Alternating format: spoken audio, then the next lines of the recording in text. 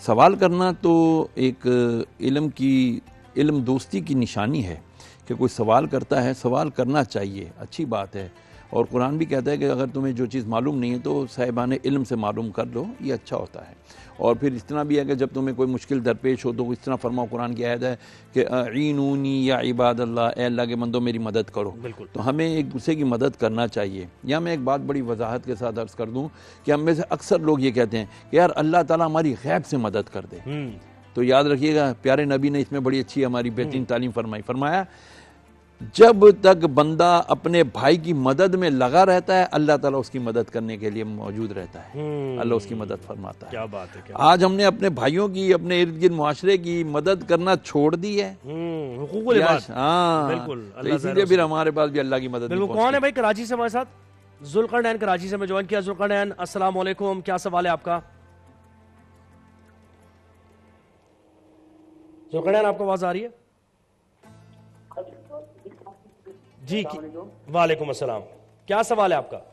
جی میرا مفتی صاحب سے سوال ہے کہ کچھ خواتین جو ہے وہ دوران حمل روزہ نہیں رکھ پاتی، تو ان کے حوالے سے آگاہ کر دے کہ ان کے لیے کیا شرعی حکم ہوتا ہے، کیا وہ چھوڑ سکتی ہیں روزہ؟ صحیح ہے پہنچ گیا۔ ہاں جی، یعنی کہ ڈیورنگ پریگنینسی خواتین روزے رکھ سکتی ہیں یا نہیں؟ دیکھیں اگر تو خواتین کے اندر اتنی سکت ہے، طاقت ہے، وہ سمجھتی ہیں کہ جی ہمیں رکھنا چاہیے، کیونکہ حضور کی حدیث ہے کہ سومو تصحو، تم روزہ رکھو تو صحت یاب ہو جاؤ گے۔ ہاں البتہ کوئی خاتون اتنی کمزور ہے کہ وہ نہیں، مطلب کہ ڈیورنگ پریگنینسی وہ نہیں اس کو بیئر کر سکتی، نہیں تو وہ روزہ چھوڑ سکتی ہے، کیونکہ اسلام ہمارے لیے آسانی چاہتا ہے۔ اس لیے فرمایا کہ تم کے اور دنوں میں جب انشاءاللہ خیر سے ولادت ہو جائے اور پاکی حاصل ہو جائے تو پھر یہ کسی اور مہینے میں یہ چھوٹے ہوئے روزے رکھ سکتی ہیں۔ جیسے خواتین کے مخصوص ایام آتے ہیں تو اس میں بھی ان کو چھوڑنے ہیں روزے، لیکن بعد میں وہ روزے قضا کرنے ہیں۔ البتہ نمازوں کے لیے معافی ہے کہ بعد میں نمازیں قضا نہیں ادا کرنی، لیکن روزے چونکہ سال میں ایک مرتبہ آتے ہیں اور 30 دن 29 دن کے لیے آتے ہیں تو وہ رکھنے، ان کے اگر قضا ہو گئی ہے تو اور دنوں میں ایک دن، یعنی جتنے دن کا روزے ہیں اتنے دن روزے رکھ لیں۔ ہاں اگر رکھتی ہیں تو ویل اینڈ گڈ، نہیں رکھ پاتی تو ان پر کوئی گناہ نہیں ہے، وہ گناہ نہیں ہے، کفارہ نہیں ہے ان پر کوئی نہیں، صرف وہ بعد میں روزہ قضا رکھیں گی بس۔ اچھا، جواب آپ کو مل گیا ہوگا کہ روزہ قضا رکھیں گی اور کفارہ اس کا نہیں ہے، لیکن آپ روزہ تو کسی بھی مہینے میں رکھا جائے۔ اچھا مجھے بتائیں شریار بھائی کہ ہم ہمیشہ یہ بات کرتے ہیں کہ رمضان المبارک میں ہم تزکیہ نفس کریں، ہم کھانا پینا چھوڑ دیں، اس کے علاوہ روزہ کس چیز کا ہے؟ لوگ یہ اکثر سوال کر رہے ہوتے ہیں کہ اس کے علاوہ روزہ کس چیز کا ہے، ہم نے کیسے مستجاب کرنا ہے اپنی دعا کو بھی اور روزے کو بھی؟ مجھ سے کسی نے سوال کیا تھا حضرت کیا جھوٹ بولنے سے روزہ ٹوٹ جاتا ہے؟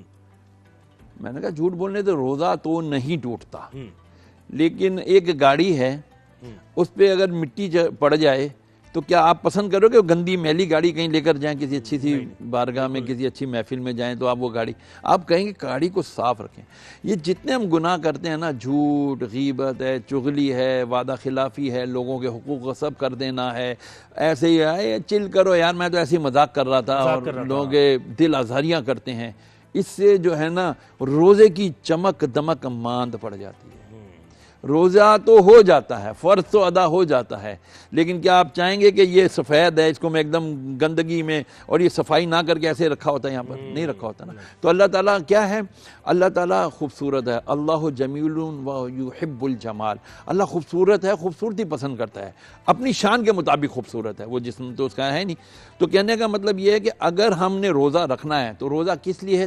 ہمیں پاک کرنے کے لیے ہے، تقوی حاصل کرنے کے لیے۔ اور جیسے کہتے ہیں کہ لوگوں کے ذہن میں یہ بھی غلط فہمی ہے کہ سونا بھی عبادت۔ احمد علی لاہور سے ہیں۔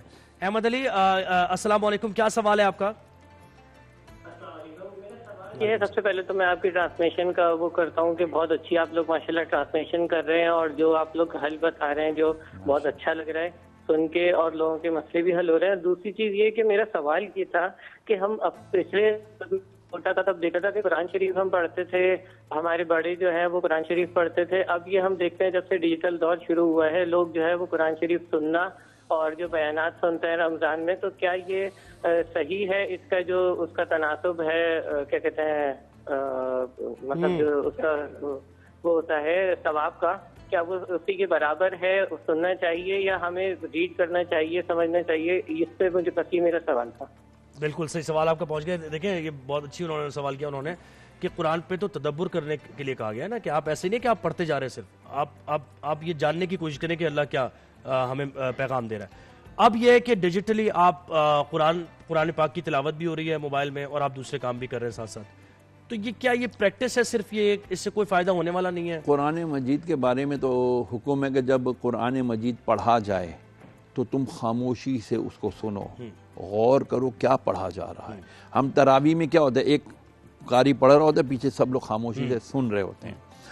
اچھا, اب قرآن کو تدبر کرنا ہے, تفکر کرنا ہے. آج دنیا میں کتنی چیزیں اللہ تعالیٰ نے ہمارے سامنے آ گئی ہیں. آج تو موجودہ سائنس آپ کو ثابت کر رہی ہے.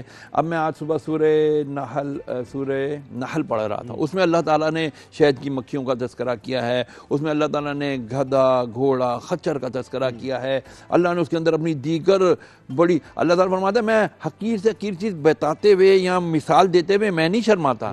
مچھر کا تذکرہ کیا ہے, نمرود کو کس طرح لنگڑے مچھر سے اللہ نے جو ہے نا وفات دی, مار دیا. وہ اپنے سر پہ جوتے پڑواتا تھا جبکہ خود کو خدا کہتا تھا.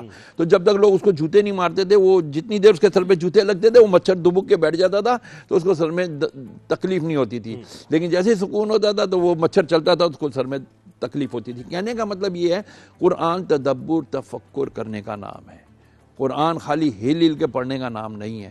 جب تک ہم اس کو, ہم کہتے ہیں نا جی 5 قرآن پڑھ لیے میں نے, اتنے قرآن سن لیے, اس کا ثواب ضرور ملے گا. قرآن تو ایسا ہے, اس کو دیکھنا عبادت, باوضو چھونا عبادت, پڑھنا عبادت, سننا عبادت, وہ ثواب اپنی جگہ ہے.